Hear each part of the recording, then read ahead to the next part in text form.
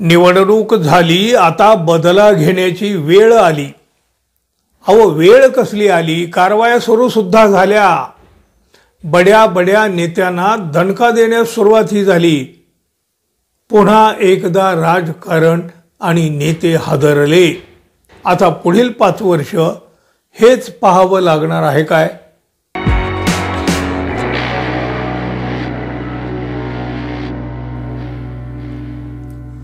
मित्रहो, नमस्कार.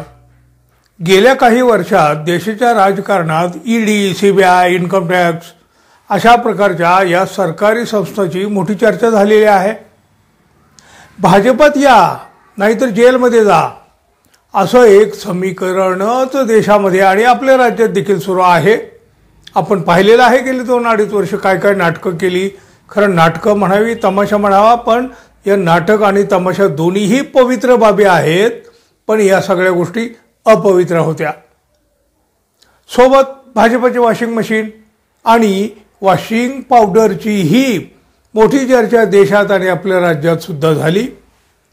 विरोधी पक्षात असलेल्या नेत्यावर कारवाया करणं, चौकशांचा ससेमिरा त्यांच्या मागे लावणं आणि तरीही वटणीवर येत नसेल तर त्यांना थेट तुरुंगात टाकणं, हे प्रकार काही नवे नाहीत मित्रांनो. अर्थात अलीकडे हे कमी झालंय असं वाटत असतानाच विधानसभेची निवडणूक होतात अनेक नेत्यावर मोठी कारवाई देखील आता सुरू झालेली आहे. विशेष म्हणजे बघा, हे भाजप विरोधी नेते आहेत आता ज्यांच्यावर कारवाई वगैरे सुरू झाली आणि त्यांनी विधानसभा निवडणुकीत शरद पवारांना साथ दिलेली होती. राज्याच्या विधानसभा निवडणुकीची चर्चा अजूनही निवळलेली नाही, पण सोलापूर जिल्ह्याच्या राजकारणाला हादरा देणारी मोठी बातमी आता समोर आली आहे. अहो, खरं तर ही बातमी सोलापूर जिल्हा सहकारी बँकेशी संबंधित आहे. यात सोलापूर जिल्ह्यातील दिग्गज राजकारणी मंडळींचा समावेश असल्यामुळं मोठी खळबळ उडाली आहे. अनियमित कर्ज वाटपामुळे सोलापूर जिल्हा मध्यवर्ती सहकारी बँकेला झालेल्या तब्बल 238 कोटी 43 लाख रुपयाच्या नुकसानीची जबाबदारी बँकेच्या 32 संचालकासह 2 अधिकारी आणि 1 सनदी लेखापाल यांच्यावर निश्चित करण्यात आलेले आहेत. निश्चित केलेल्या संपूर्ण रकमेची वसुली या दोषी लोकांकडून करण्यात यावी असा आदेश चौकशी अधिकारी डॉक्टर किशोर तोष्णीवाल यांनी दिलेले आहेत. चौकशी अधिकाऱ्यांनी दोषी धरलेल्यामध्ये कोण कोण आहेत बघा. जिल्ह्यातील तसं तर दिग्गज नेत्याचा समावेश यामध्ये आहे. खरं तर चौकशीनंतर निकाल देण्यासाठी 2 महिन्याचा अवधी असताना 8 नोव्हेंबर रोजी हा निकाल देण्यात आलेला होता. म्हणजेच ऐन विधानसभा निवडणुकीच्या धामधुमीत हा निकाल देण्यात आल्यामुळं निकालाच्या टायमिंगची मोठी चर्चा झाली. यामुळं माजी उपमुख्यमंत्री विजयशाह मोहिते पाटील, माजी मंत्री आणि आता या निवडणुकीमध्ये निवडून आलेले शरद पवार यांच्या पक्षाचे आमदार दिलीप सोपल, अजित पवार यांचा पक्ष आत्ताच या निवडणुकीवेळी सोडलेले आमदार बबनदादा शिंदे, संजय शिंदे यांच्यासह 32 जणांच्या अडचणीत आता वाढ होऊ लागली आहे.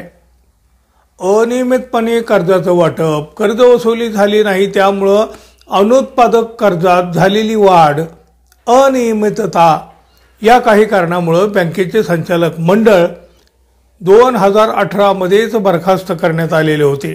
2018 रिझर्व्ह बँकेच्या आदेशानुसार ही कारवाई करण्यात आलेली होती. तेव्हापासून आतापर्यंत बँकेत प्रशासकीय कारभार सुरू आहे, हेही लक्षात घ्या. 18 पासून आता बघा 24. जिल्हा बँकेला झालेले आर्थिक नुकसान आणि तत्कालीन संचालक मंडळाची चौकशी करण्याच्या उद्देशाने राज्य सरकारच्या सहकार विभागाचे निवृत्त अप्पर निबंधक डॉक्टर किशोर तोष्णीवाल यांची प्राधिकृत अधिकारी म्हणून नियुक्ती करण्यात आलेली आहे. आता 6 वर्षानंतर बँकेच्या तत्कालीन संचालकावर जबाबदारी निश्चित करण्यात आलेली आहे. 6 वर्ष बघा, झोप होती कुंभकर्णी, आता जाग आलेली आहे. या प्रकरणात महाराष्ट्र सहकारी संस्था अधिनियम कलम 88 नुसार झालेल्या चौकशीमध्ये बँकेच्या आर्थिक नुकसानीस तत्कालीन संचालक मंडळाला जबाबदार धरले आहे. दोषी तत्कालीन संचालकामध्ये बघा, माजी उपमुख्यमंत्री विजयसिंह मोहिते पाटील, दिलीप सोपल, ज्येष्ठ आमदार बबनदादा शिंदे, त्यांचे भाऊ संजय शिंदे, रणजितसिंह मोहिते पाटील, दिवंगत माजी मंत्री प्रतापसिंह मोहिते पाटील, माजी आमदार राजन पाटील अनगरकर, दिलीप माने या नेत्यांचा प्रामुख्याने समावेश आहे। या संचालकाकडून आता रक्कम वसूल करण्याचे आदेश देण्यात आलेले आहेत। संचालक मयत असतील तर त्यांच्या कायदेशीर वारसाकडून या रकमेची वसूल करण्याची तरतूद ही आहे।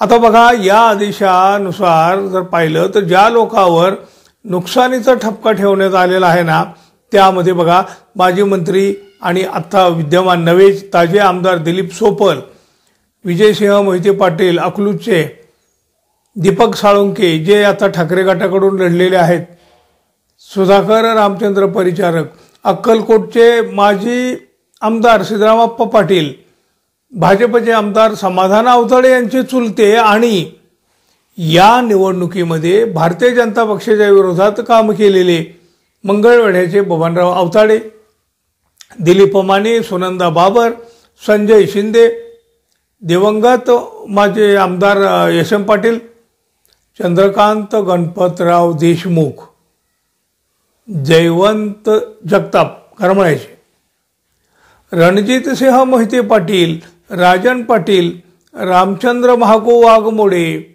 राजशेखर शिवदारे, अरुण कापसे, संजय नामदेव कांबळे, बहिरू संतू वाघमारे, सुनील नरहरी सातपुते, चांगदेव शंकर, रामदास बिरप्पा हाके, विद्या अनिलराव बाबर आणि रश्मी बागल, त्याचबरोबर नलिनी चंदेले सोलापूरच्या, सुनीता शशिकांत बागल, याप्रमाणे जबाबदारी निश्चित करण्यात आलेली आहे। कोट्यात आकडे आहेत प्रत्येकाचे ज्याचे त्याचे।